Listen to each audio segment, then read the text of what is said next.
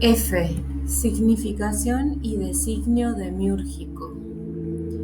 Consideremos la estructura cultural y definamos en ella el concepto de continuidad. En una estructura, la continuidad es una propiedad topológica, es decir, cualitativa, que intuitivamente se puede definir como la posibilidad de partir desde un nudo cualquiera y llegar hasta cualquier otro, con solo desplazarse sobre los enlaces. Vale decir, la continuidad exige que no se produzcan interrupciones durante el desplazamiento. Esto en cuanto a una estructura simple, semejante al modelo de la figura 12. La estructura cultural requiere una definición más rigurosa. Supongamos que luego de aplicar la reducción sistemática a todos los sistemas de la estructura, unimos cada principio con su opuesto por medio de una relación dialéctica. Tendremos así un conjunto de sistemas semejantes al de la figura 13. En ese caso hay una continuidad si todos los sistemas del conjunto están conectados entre sí, al menos por una relación cada uno. Hay que destacar que este conjunto continuo de sistemas interconectados entre sí posee todas las características de una estructura. La continuidad así definida es una propiedad topológica, una pura cualidad de la estructura, pero la estructura cultural es para un organismo vitalizado por la actividad mental. No existe para ella partes ni cualidades separadas, sino vivencias de sistemas, pensamientos sobre la estructura. Cabe preguntar, pues, ¿cómo es vivenciada la continuidad de la estructura cultural? La pregunta por la vivencia de una cualidad puede ser entendida analógicamente. Supongamos que alguien establece que nuestro esqueleto es continuo en el sentido topológico estructural antes apuntado y no se nos pregunta cómo vivenciamos tal cualidad. Naturalmente, la respuesta solo puede provenir de un autoexamen. Dado que no podemos sentir el esqueleto, al menos podemos efectuar una palpación con las manos en nuestro cuerpo, entonces una respuesta puede ser esta. La continuidad del esqueleto es para mí la dureza que adquiere la carne al ser oprimida por los dedos de la mano en casi todo el cuerpo. Dicha dureza es continua porque puedo ir desde cualquier punto de dureza a cualquier otro con solo desplazar los dedos sobre el cuerpo y sin dejar de percibir en ningún momento la dureza interior. ¿Qué nos dice esto? Que la cualidad es vivenciada como atributo de otra cosa. La continuidad se transforma en dureza continua. En otras palabras, la dureza, que es también una cualidad, es decir, un adjetivo, ha sido sustantivada, cosificada, para luego ser predicada por su continuidad con el adjetivo continuo. La dureza, cosa, es continua. Resulta así que la vivencia de la cualidad consiste en su sustancialización.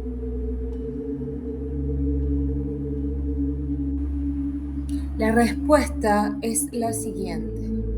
En la estructura cultural del Pazú, la continuidad estructural es vivenciada como significación continua.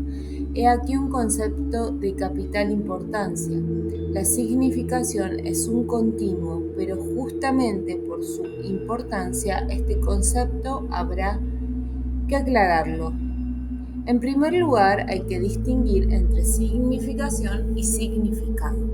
Ambos términos están en relación como lo general a lo particular dentro de una misma especie, por ejemplo, como estructura a sistema o pensar a pensamiento. Significación es la vivencia de una cualidad de la estructura como tal, la cual solo puede obtenerse si se experimenta un pensar total, no focalizado en ningún pensamiento, o una intuición de tal pensar. Pero la significación es continua, vale decir, es algo sustantivo que subsiste como cualidad de toda la estructura. En cambio, significado es el momento de la significación, lo significado cuando el pensamiento ilumina un sistema. Una vez hecha la distinción entre significación y significado, hay que considerar que la unidad del pensar racional está dada por la significación continua. Entonces, el significado de un pensamiento racional es parte inseparable de la significación del pensar al que aquel se encuentre unido en ese momento. En el próximo inciso, encararemos el estudio de la significación continua bajo el aspecto temporal. Mientras tanto, conviene hacerse la idea de que la significación es un horizonte mental en el cual pueden destacarse como relieves los significados cuando el pensar en que consiste la vitalidad de la estructura cultural carece de pensamiento, entonces el horizonte de la significación permanece en un nivel constante. De pronto un pensamiento ilumina un sistema en el horizonte de la significación. En ese momento se destaca el relieve del significado. El significado es así, no un mero contenido, sino el fundamento del pensamiento racional, la base subsistente sobre la que se asienta todo contenido. Decíamos que el pensamiento racional es la vivencia de un sistema. Ahora sabemos que el significado es el fundamento del pensamiento porque es la vivencia de la significación continua en el sistema. Pero el significado, en tanto que relieve del horizonte de la significación, ha de manifestar grados de enlace. El mayor o menor significado es de un pensamiento racional. Pues bien, los grados del significado dependen de la profundidad del pensamiento. Aclaremos este concepto. Al contrario de un movimiento meramente superficial, el pensamiento racional, cuando ocurre sobre un sistema, puede consistir en una parte o la totalidad de los elementos sémicos del mismo. La capacidad de un pensamiento para incluir en su vivencia parte o la totalidad de los símbolos del sistema, es decir, para percibir una apariencia o la esencia del esquema del ente, se denomina profundidad. Cuanto más profundo es un pensamiento racional, tanto más elementos sémicos del esquema posee, tanto mayor es su verdad. Los grados del significado dependen de la profundidad del pensamiento, es decir, de cuánto ha sido vivenciado el sistema en términos sémicos. Por ejemplo, los grados del significado dependen de cuán vivenciadas estén en el pensamiento racional las dimensiones de la relación, extensión, comprensión y potencia. Pero la relación es un símbolo complejo que expresa el esquema del ente, la interpretación del designio efectuada por la segunda operación de la razón. Llegamos así a los dos extremos del conocimiento racional, del ente externo, designio y significado. En efecto, la esencia del ente externo, el ser, para el hombre es el designio demiúrgico que se patentiza por el descubrimiento racional y constituye el extremo original del acto de conocer. En el otro extremo, en el pensamiento del ente, el significado es un grado de conocimiento determinado sobre la verdad del ente y entre ambos extremos, desde luego, es posible señalar varios procesos propios del modo del conocer racional ya estudiados anteriormente.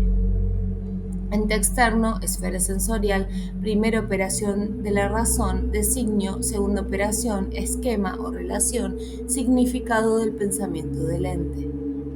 Dijimos que el pensamiento es el acto de pensar localizado sobre un sistema y agregamos que el significado es el fundamento del pensamiento, el nivel de referencia sobre el que se asientan aquellos contenidos sémicos del esquema que han podido ser vivenciados. Pero un sistema se compone de principios y relaciones y dependerá de cuáles de estos símbolos sean significados el tipo de idea en que consiste el pensamiento.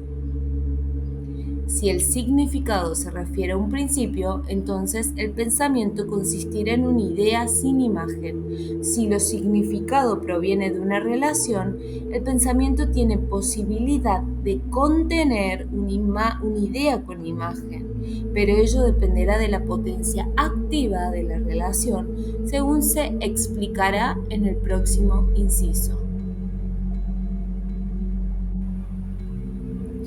G. Palabra y designio demiúrgico. El significado y el designio son los extremos del proceso de descubrir el ente, mas con ello se cumple la finalidad del pasú. De cierto que no, pues tal finalidad exige que el significado retorne al ente y señale en este un sentido. En este artículo quedará evidenciada dicha necesidad en forma general.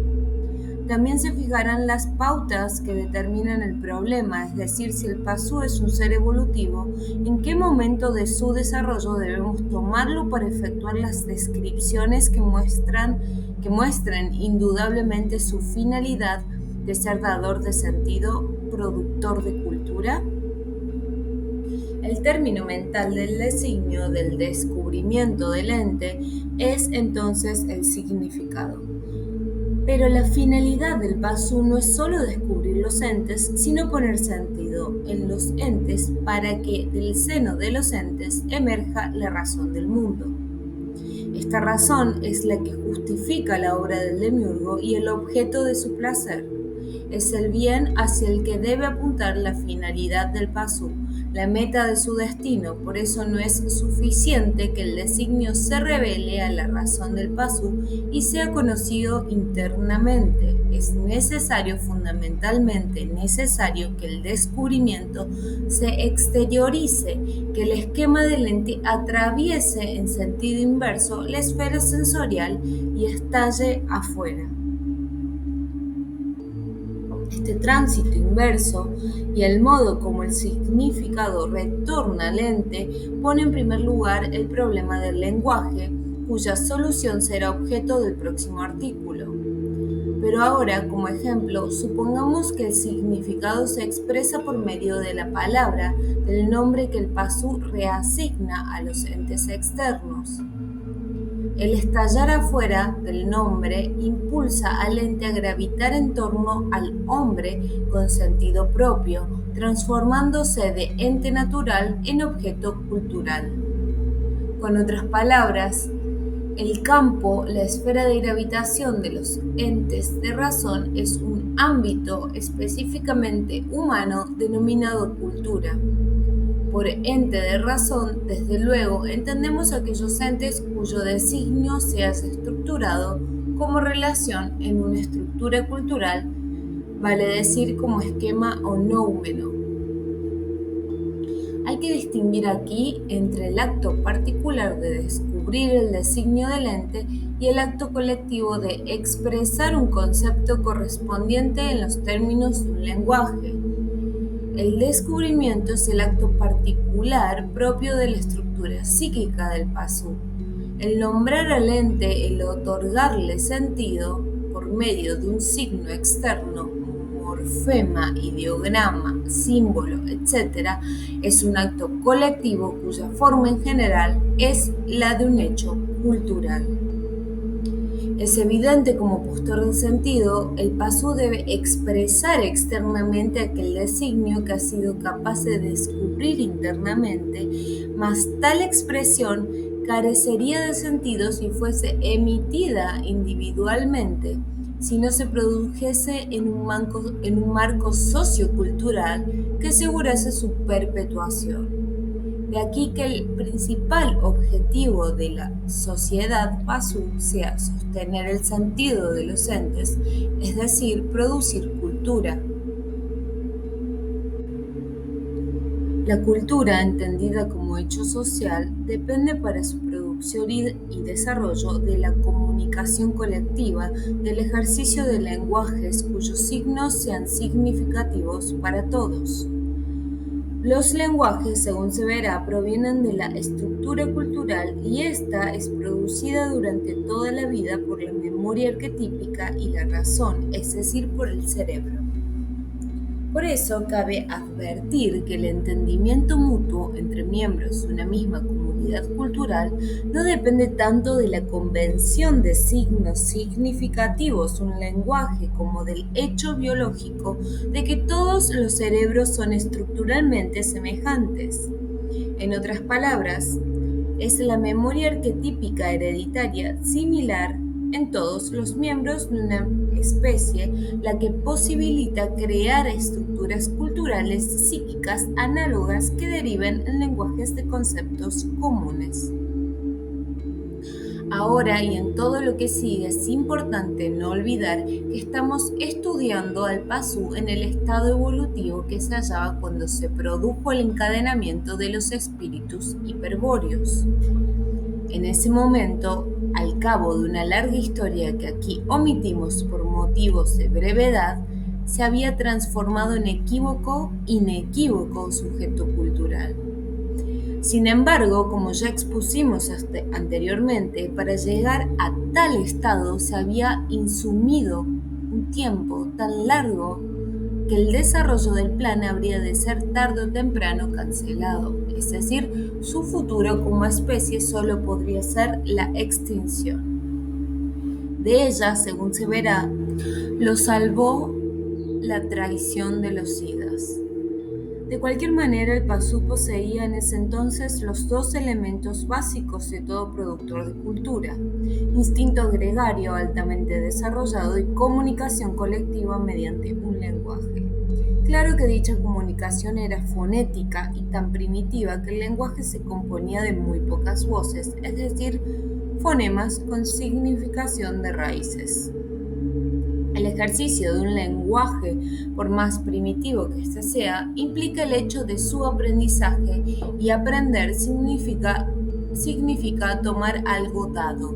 En el caso del lenguaje del Pazú, lo que éste toma al aprender son las palabras, es decir, la expresión fonética del designio de los entes, cuyo significado es común a los miembros de la sociedad tribal.